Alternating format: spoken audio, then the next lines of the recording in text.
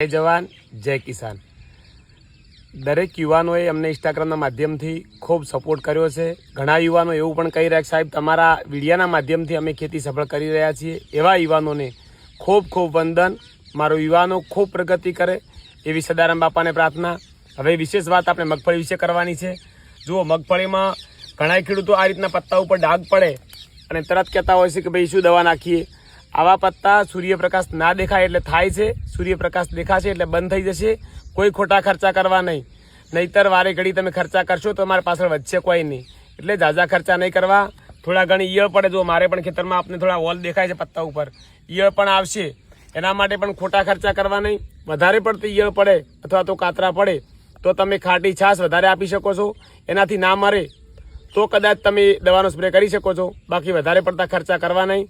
અને સાથે સાથે બતાવી દઈએ અમારી મગફળી પણ, જુઓ આપ જોઈ શકો છો। આ જુઓ મગફળી તો આ વર્ષે આપણી આપ સૌના આશીર્વાદથી આ વર્ષે પણ બધા કરતાં સારી છે। આપ જોઈ શકો છો, કોઈ પણ પ્રકારની તકલીફ નથી। અને હજુ આખું ખેતર જુઓ।